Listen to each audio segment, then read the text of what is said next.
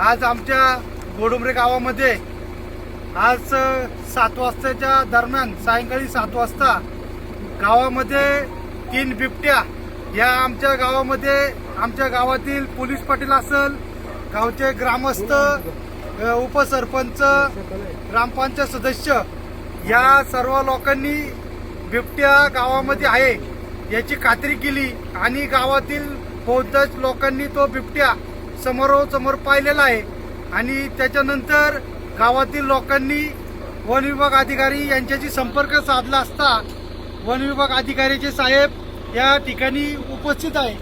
त्यांच्यामार्फत त्यांनी इथं येऊन त्याची शहानिशा केली, त्याची पाहणी केली. तरी आजूबाजूच्या गावातील सर्व ग्रामस्थांनी या बिबट्यापासून सावध राहावा.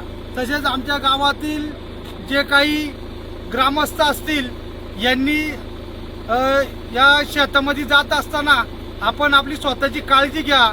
आपली मुलं रात्रीची किंवा दिवसा त्यांना एकटं बाहेर सोडू नका. अशा या सूचना वन विभागाचे अधिकारी यांनी गावातील सर्व ग्रामस्थांना दिलेल्या आहे. तरी माझी एक विनंती राहील पंचक्रोशीतील सर्व ग्रामस्थांना की आपण या बिबट्यापासून आपण आपलं स्वतःचं संरक्षण करा, आपल्या घरातील लोकांचं संरक्षण करा.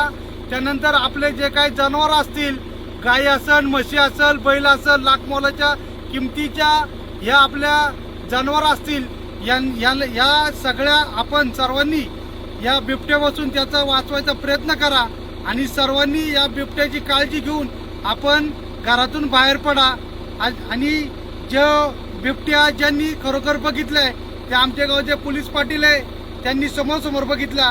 पाटील, आपल्याला विनंती करतो की आपण काय झाली ती परिस्थिती सांगावी.